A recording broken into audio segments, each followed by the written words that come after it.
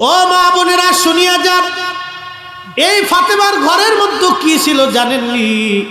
তার একটা বালিশ ছিল, খেজুর গাছের যে ছাল আছে, ছাল সোবলা, এই সোবলাগুলি উঠি ওই বালিশের মধ্যে ভরে চামড়া দিয়ে বালিশ বানানো হয়েছিল। চামড়ার বালিশের মধ্যে খেজুর গাছের ছাল ভরে দিয়ে হযরত ফাতেমা রাদিয়াল্লাহু আনহা সারা জীবন কাটায় দিয়েছিলেন। কল্পনা করবেন আমাদের কত সুন্দর সুন্দর বালিশ, কত সুন্দর দামি খাটের মধ্যে ঘুমায় হযরত ফাতেমা রাদিয়াল্লাহু আনহা, যিনি জান্নাতের সাইয়্যিদিনী ছিলেন। খেজুর গাছের সুবলা, এই সুবলা দিয়ে তার বালিশ বানানো হয়েছিল। একটা ছোট্ট চৌকি ছিল ঘরের মধ্যে, স্বামী আর স্ত্রী দুইজনে ঘরের মধ্যে ঘুমাইতেন। একটা মাত্র কম্বল ছিল, খেজুরের মাদুরের উপরে তার বিছানা ছিল। এই কম্বল মাথা ডাকলে পা বের হতো, পা ডাকলে মাথা বের হয়ে যাইতো। একদিন হযরতে আলী রাদিয়াল্লাহু আনহু বলেন, ফাতেমা, অনেক বড় অভাব আমাদের ঘরে, তুমি তো জানো দিন আনি দিন খাই, কোনোদিন না খেয়ে থাকি। শোনো, রসুলের দরবারে বাইতুল মালে গনিমতের মাল আসছে, তুমি যাইয়া যদি রসুলের দরবারে বলো তাহলে আল্লাহর নবী মনে হয় তোমাকে ফেরত দিবে না। তুমি একটু যাইয়া তোমার অভাবের কথা নবীর দরবারে যায় বলো। হযরত ফাতেমা চলে গেলেন। রাত্রিবেলা এশার নামাজের পরে রাত একটু বেশি বেশি হয়ে গেল, ঘরের দরজার মধ্যে টুকা লাগাইলেন। আল্লাহর নবীর ঘরের মধ্যে তখন নবীজির দাসী হযরত উম্মে আইমান রাদিয়াল্লাহু আনহা ছিলেন। উম্মে আইমানকে নবী দাসীর নজরে কোনোদিন দেখেন নাই। নবী বলতেন, উম্মি বাদাল উম্মি, আপনি মায়ের পরে আমার একটা মা, আপনি মায়ের পরে আমার একজন মা, আপনি মায়ের পরে আমার একজন মা। আল্লাহর নবী যখন ফাতেমা ঘরের দরজায় টোকা লাগাইলেন, টোকা লাগানোর সাথে ফাতেমার ঘরের হাতের আওয়াজ নবীজি বুঝে ফেললেন। উম্মে আইমানকে ডেকে বলেন, উম্মে আইমান রে, এই টোকার আওয়াজটা আমার ফাতেমার গিরান আসে, এত রাত্রে আমার ফাতেমা ছাড়া আর কে আসবে? তাড়াতাড়ি দরজা খুলে দাও। এত রাত্রে আমার ফাতেমা কেন আসলো? দরজা খুলে দেওয়ার পরেই আল্লাহর নবীকে সালাম দিয়ে ফাতেমা ঘরের মধ্যে ঢুকলেন। কি ব্যাপার মা, কি জন্য আপনি আসছেন? বলি, ইয়া রাসূলুল্লাহ, আমি শুনছি আপনার কাছে গনিমতের মাল আসছে। নবী গো, আপনি তো জানেন আপনি আমাকে হযরত আলীর সাথে বিয়ে দিয়েছেন, আলী তো গরিব মানুষ। হুজুর, আমার দিন আনি দিন খায়, বড় কষ্টের মধ্যে সংসার চলে, কিছু গনিমতের মাল থেকে কি আমার জন্য বন্টন কিছু করা যাবে? আল্লাহর নবী ডাক দিয়ে বলেন, ফাতেমারে যা, তোমার জন্য কোনো কিছু বরাদ্দ হবে না, এই সব গনিমতের মালগুলি আমি গরিব উম্মতের জন্য বরাদ্দ করে দিয়েছি। একটু চিন্তা করেন তো, একটু ভাবেন তো, রাসূল আমাদেরকে কতটা ভালোবাসতেন। নিজের কন্যাকে নবী মাহরুম করে দিচ্ছে গরিব উম্মতের চিন্তা। নিজের উম্মতকে নবীজি মাহরুম করে দিলেন গরিব উম্মতের চিন্তায়। ডেকে বললেন, ফাতেমা যাও, তোমার জন্য কোনো বরাদ্দ হবে না ফাতেমা, আমার গরিব উম্মতের জন্য বরাদ্দ করেছি। হযরত ফাতেমা মন খারাপ করলেন না, আলহামদুলিল্লাহ বলে বাবার কাছ থেকে সালাম দিয়ে চলে আসছে। চলে আসলে হযরত আলী বলেন, ফাতেমা রে, নবীজি কি বলছে বলো। বলে, স্বামী আমার, আল্লাহর নবী আমাকে ফেরত পাঠিয়ে দিয়েছেন আর বলে দিয়েছেন এটা গরিব উম্মতের জন্য বরাদ্দ, আমার জন্য কোনো কিছু এখানে কোনো বরাদ্দ নাই। হযরত আলী আলহামদুলিল্লাহ বললেন। কিন্তু রাসূল করিম সারা রাত ঘুমাইতে পারেন নাই, কলিজার টুকরা মেয়েটাকে অভাবের মধ্যে বিয়ে দিয়েছে, দিন আনে দিন খায়, কোন রকম দিন চলে। কলিজার টুকরা ফাতেমা আজকে কষ্ট হয়ে চলে গেল, আমি তারে কিছুই দিলাম না। নবীজি রাত্রিবেলা ঘুমাইতে পারে নাই। জিব্রাইলকে আল্লাহ পাঠাই দিলেন, জিব্রাইল তাড়াতাড়ি যান, আমার বন্ধুর কষ্ট হয়, বন্ধুকে যায় বলবেন ফাতেমার জন্য দুইটা অপশন আছে। প্রথম অপশন হলো গনিমতের মাল, তাকে বলবেন যদি ফাতেমা গনিমতের মাল চায় তো গনিমতের মাল দেওয়া হবে, আর নতুবা এশার নামাজের পরে আমার ফাতেমা যেন 33 বার আলহামদুলিল্লাহ, 33 বার সুবহানাল্লাহ, 34 বার আল্লাহু আকবার বলে তাসবিহ পড়ে। আর যা বল ভাই আমলটা যেন ফাতেমা এবং আলী কখনোই ছেড়ে না দেয়। আল্লাহর নবীজি দৌড়ায় চলে আসলেন সকালবেলা ফজরের নামাজের পরে, ঘরের মধ্যে টুকা দিলেন, দরজা খুলে দেখলেন আব্বা হুজুর সামনে দাঁড়ানো। হযরত রাসূল করিম সাল্লাল্লাহু আলাইহি সাল্লাম ভিতরে ঢুকলেন। ফাতেমা রে, তোমার জন্য আমি একটা বিশেষ নিয়ামত নিয়ে আসছি। বলেন আব্বা জান, তুমি কি গনিমতের মাল চাও, না আল্লাহ তোমার জন্য একটা দোয়া পাঠাইছে, একটা তাসবিহ পাঠাইছে, তাসবিহ তুমি চাও? ফাতেমা বলেন আব্বা জান, আল্লাহ যেটা আমার জন্য তাসবিহ পাঠাইছে তাসবিহটা আমাকে দিয়ে দেন, আর গনিমতের মাল আপনি গরিব উম্মতের মধ্যে বন্টন করে দেন। একবার জোরে বলা যাবে কি সুবহানাল্লাহ?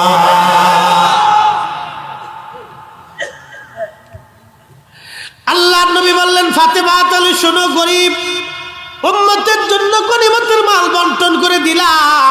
তোমার জন্য প্রত্যেক এশার নামাজের পরে রাত্রিবেলা ঘুমোতে যাওয়ার আগে তুমি আর আলী দুইজন 33 বার আলহামদুলিল্লাহ, 33 বার সুবহানাল্লাহ, 34 বার আল্লাহু আকবার বলে তোমরা তাসবিহ শেষ করবা। আল্লাহ রাব্বুল আলামিন তোমার ঘরের মধ্যে কোনোদিন অভাব রাখবে না। হযরত আলী রাদিয়াল্লাহু আনহু কোনোদিন এবং ফাতেমা জীবনের শেষ সময় পর্যন্ত আমল কোনোদিন ছেড়ে দেন নাই। এমনকি ইন্তেকালের আগ মুহূর্ত পর্যন্ত, রজনী পর্যন্ত হযরত আলী এবং ফাতেমা আমল তিনারা ছেড়ে দেন নাই। একবার আওয়াজ তুলে বলা যাবে কি মারহাবা? একটু কল্পনা করেন, গরিব উম্মতের চিন্তায় নবীজি ফাতেমাকে খাবার পর্যন্ত দেয় নাই। এখান থেকে বুঝে যান যে আল্লাহর নবী আমাদেরকে কিভাবে ভালোবাসতে। বড় আফসোস, আমরা উম্মত রসুলকে কিছু দিতে পারি না, আমরা উম্মত হয়ে নবীকে কিছু দিতে পারি না, কিচ্ছু দিতে পারি। তা আপনাদের কাছে অনুরোধ করব, রাসূল করিমের সুন্নাহগুলি বেছে বেছে মানবেন। 63 বছরের পুরা জীবনের আদর্শটা মেনে চলবে। 63 বছরের পুরা জীবনটাই রাসূলের আদর্শ এবং আমাদের জন্য অনুসরণীয়, অনুকরণীয়। 63 বছরের জীবন। নবী বলতেন, উম্মত সকাল থেকে সন্ধ্যা, সন্ধ্যা থেকে সকাল পর্যন্ত তুমি হিংসা মুক্ত থাকবে, তুমি হিংসা মুক্ত থাকবে, কারো ক্ষতির চিন্তা করবে না। শুনে রাখো, এটা আমি নবীর সুন্নাহ। মান আহাব্বা সুন্নতি ফাকাদ আহাব্বানি, যে আমি নবীর এই সুন্নাহকে অনুসরণ করলো, ভালোবাসলো, সে আমি নবীকে ভালোবাসলো। ওমান আহাব্বানি, যে আমাকে ভালোবাসলো, কানা মাই ফিল জান্নাহ, সে আমার সাথে জান্নাতে চলে যাবে। আহা, ও নবীর উম্মত, সকাল থেকে সন্ধ্যা, সন্ধ্যা থেকে সকাল, বিকলবিন সালিম, হৃদয়টাকে পরিশুদ্ধ করবেন। তাসকিয়াতুন নফস, তাসাউফের প্রথম সবকের নাম তাসকিয়াতুন নফস, আত্মশুদ্ধি, আত্মাকে পরিশুদ্ধ করা, নিজের নফসকে কন্ট্রোল করা, হিংসা মুক্ত রাখা, রিয়া মুক্ত রাখা, অহংকার মুক্ত রাখা, অহমিকা মুক্ত রাখা, কামনা বাসনা এগুলি থেকে নিজের নফসকে কন্ট্রোল করা, মুক্ত রাখা।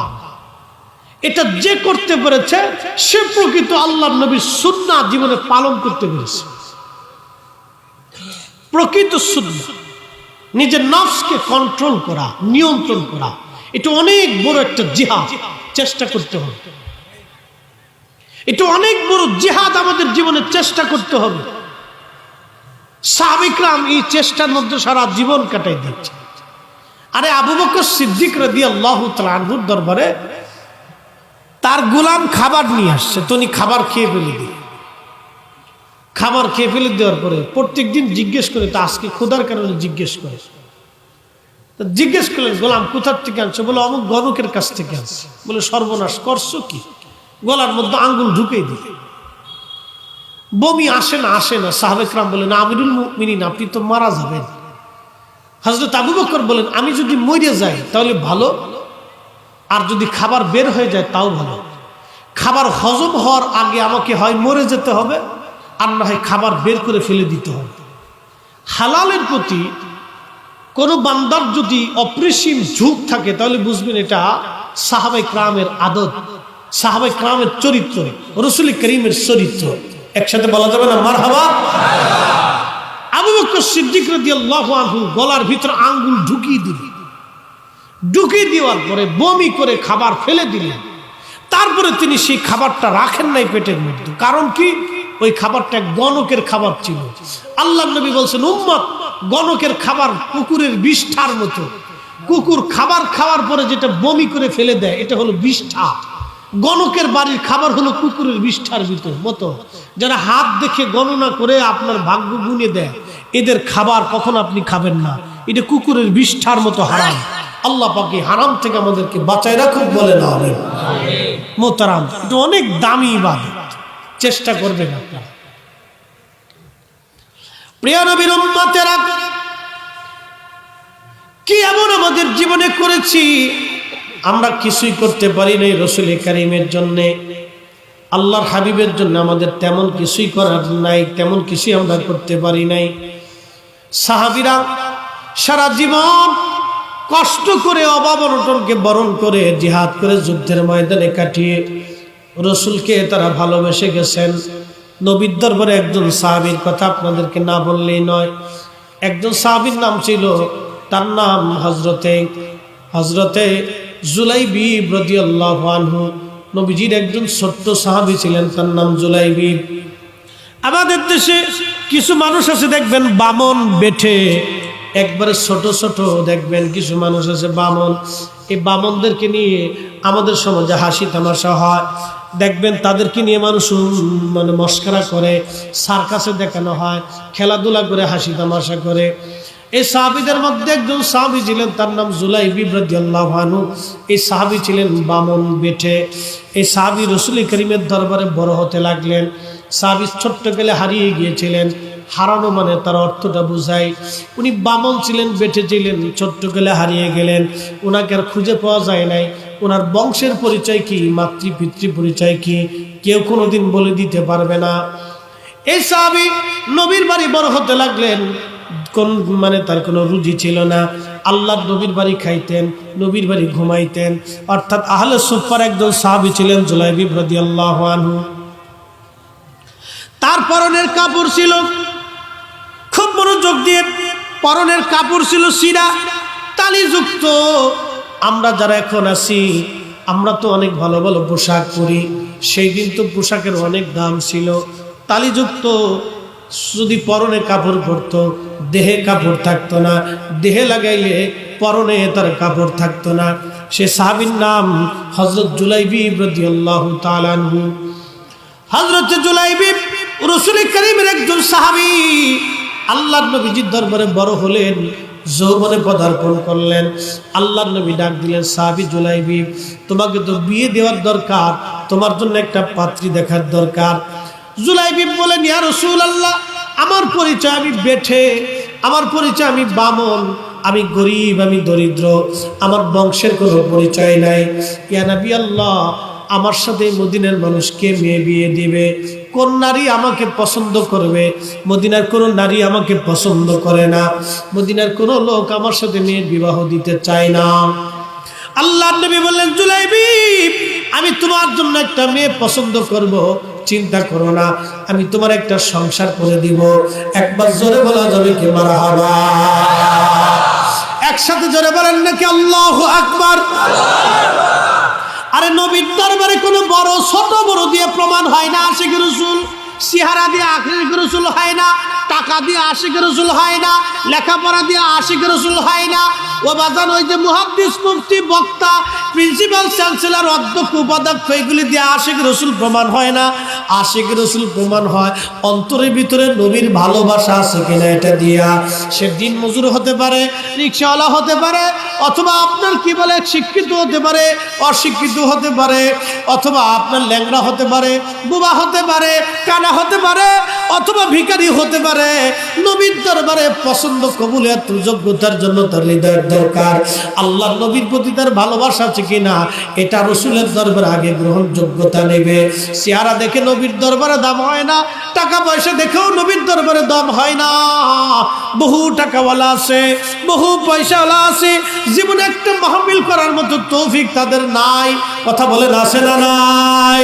বহু পয়সাওয়ালা কোটি কোটি টাকার মালিক বাড়িতে একটা মাহফিল দিতে পারে না, একটা মাহফিল সাজাইতে পারে না, ওলামা ইকরাম নিয়ে দোয়া করাইতে পারে না। তার মানে এইগুলি করার জন্য নসিব লাগে, নসিব। কথা ঠিক কি না? কি লাগে? নসিব, নসিব। সাহাবী জুলাইবিবের কথা বলতেছি, শুনে যান। এই সাহাবীর সম্মানে আল্লাহ কোরআনের আয়াত পর্যন্ত সূরা আযাবে নাজিল করছে। সাহাবী ছিলেন বেঠে, বামন, বামন। তো আল্লাহর নবী তার বিয়ের জন্য একটা মেয়ে পছন্দ করলেন। মেয়ে ছিল মদিনার সবচেয়ে সম্ভ্রান্ত পরিবারের এবং সবচেয়ে সুন্দরী। আপনারা জানেন মদিনার মানুষ তো এমনি সুন্দর। মাদানী যারা অরিজিনাল আনসারি মাদানী, তারা এমনিতেই সুন্দর, তারাও প্রাকৃতিকভাবে সুন্দর। আল্লাহ তাদেরকে এমনি সুন্দর করছে, তাদের মন সুন্দর, তাদেরকে আল্লাহ এমনি সৌন্দর্য করে দিয়েছেন এবং তারা সব খুব নরম হৃদয়ের মানুষ। অরিজিনাল যারা মাদানী তারা খুব সফট, নরম হৃদয়ের এবং খুব মেহমান প্রিয়। তারা মেহমান ছাড়া খাবার খায় না, আর মেহমান পাইলে তারা খুশি হয়, আর মেহমানদারি ছাড়া তারা মেহমানদারি করে। দেখবেন মদিনাতে অধিক হাজিদেরকে যারা খাওয়ায় বেশি, তারা হলো অরিজিনাল মাদানী। একসাথে বলা যাবে মারহাবা। মাদানীরা খাওয়ায়, খাওয়ায়। আর আমরা দেশে খালি বেদাতের ফতোয়া, আমাদের খালি বেদাতের ফতোয়া। আচ্ছা ইনশাল্লাহ আমরা তাবারক রেডি হয়ে গেছে, আমরাও রেডি করে দেবো ইনশাল্লাহ, চিন্তার কারণ নেই। শেষ দিয়ে দিব ছোট্ট একটু ঘটনা বলে শেষ করে দিই। একসাথে জোরে বলি তো আল্লাহু আকবার। যারা পিছনে পড়ে গেছেন তারা তাড়াতাড়ি চলে আসেন, অনার দেরি টেরি করেন না। না অনেকে তো দোকানপাটে বসে রয়েছে, চিন্তা আছে। হ্যাঁ হ্যাঁ, মিলাদ শরীফের সময় আমরা লাইন করে দিব একবারে কিয়ামের সময়। হ্যাঁ, তাবারকের পরে মোনাজাত হবে ইনশাআল্লাহ। না, মোনাজাতের পরে আর তাবারক কারণ নসিবে নাই, মোনাজাতের আগেই দিতে হইব। অতএব যারা দূর আছে চলে আসেন, আর দেরি করেন না, কিন্তু পরে কিন্তু আর পাবেন না। আচ্ছা যা হোক, দোয়ার জন্য তাদেরকে একটু সুযোগ দিই, আসুক তারা একটু দোয়ায় বসুক আর কি। কারণ জীবনে দোয়াটা হয়তো কবুল করলেও আল্লাহ হেদায়েত দিতে পারে, ঠিক কি না? হেদায়েত কি আমাদের হাতে না আল্লাহর হাতে? আল্লাহর হাতে। তো সাহাবী জুলাইবিবের কথাটা 5 মিনিটে শেষ করে দিই। জুলাইবিব রাদিয়াল্লাহু আনহুর জন্য নবীজি একটা মেয়ে ঠিক করলেন। মেয়েটা খুব পরমা সুন্দরী ছিল। তো আনসারী সাহাবীরে ডাক দিয়ে বলে, সাহাবী তোমার ঘরে না একটা মেয়ে আছে? বলে হ্যাঁ হুজুর আছে। মেয়েটাকে বিবাহ দিবা? বলে হ্যাঁ হুজুর বিবাহ দিব। তো সাহাবী মনে করছে হুজুরে কারীম বিয়ে করতে চায়। তো সাহাবীদের আদত ছিল যে নবীজি যদি কারোর সাথে আত্মীয়তা করতে চাইতেন তো খুব খুশি হইতেন। আল্লাহ রসুলের সাথে আত্মীয়তা করে, এটা তো জীবনের চরম সৌভাগ্য, ঠিক কিনা? কি সৌভাগ্য! সাহাবী খুশিতে একবার আত্মার, ইয়া রাসূলুল্লাহ আপনি আমার সাথে আত্মীয়তা করবেন, আমার 7 জন্মের ভাগ্য। নবীজি বললেন, না সাহাবী, আমি তোমার মেয়ে বিয়ে করতে চাই না, আমার সাহাবী জুলাইবিবের জন্য তোমার মেয়ের পছন্দ করছি। তো জুলাইবিবের কথা যখন বলছে, আচ্ছা বলেন, মদিনার সবচেয়ে সুন্দরী মেয়ে, সম্ভ্রান্ত পরিবার, একটা ছেলে, সে এলো বামন, বেঠে, কালো, অভাবী এবং তার বংশের পরিচয় নাই, এই ছেলের সাথে কে বিয়ে দিতে চায়? সাহাবীকা, হুজুর আমার বিবির সাথে পরামর্শ ছাড়া আমি সিদ্ধান্ত দিতে পারবো না। তো চলে গেছে বাড়ি। বিবি শুনছ আল্লাহর নবী তোমার মেয়ের বিবাহের পয়গাম পাঠাইছে। মহিলা মনে করছে হুজুর বিয়ে করতে চায়, বলো কি রসুল বিয়ে করবে, এটা আমার 7 জন্মের ভাগ্য। কয় না, রসুল বিয়ে করবে না, জুলাইবিবের সাথে বিয়ে দিবার চায়। কয় আল্লাহর কসম করে বলি ওই ল্যাংরার সাথে বিয়ে দিব না। মহিলা সিটে গেছে। মেয়েটা ছিল ঘরের মধ্যে। তো বাবা মা দুজনে কথা বলতেছে, মেয়েটা ঘরের ভিতর থেকে বের হয়ে বাবা মার রুমে আসছে। এসে বলতেছে, ও আব্বা, ও আম্মা, কি নিয়ে কথা বলতেছেন? বলে, মারে রসুল তোমার ব্যাপারে বিবাহের পয়গাম পাঠাইছে। তুমি তো জানো এক সাহাবী আছে জুলাইবিব, ওটা বেঠে, একবারে বামন, গরিব মানুষ, বংশের পরিচয় নেই, কালো, নিগ্রো, এই ছেলের সাথে তোমার মতো একটা মেয়ের বিবাহ কেমনে দিই বলো তো? মেয়েটা জালালি হয়ে ধমক দিয়ে বলেন, সাহস কি করে হয় আপনাদের? রসুল আমার জন্য স্বামী পছন্দ করেছে, নবী আমার জন্য বিয়ে পছন্দ করেছে, রসুল আমার জন্য ছেলে পছন্দ করেছে, এর চাইতে আমার জীবনের সৌভাগ্য আর কি হতে পারে? আল্লাহু আকবার, জোরে বলেন আল্লাহ আল্লাহ।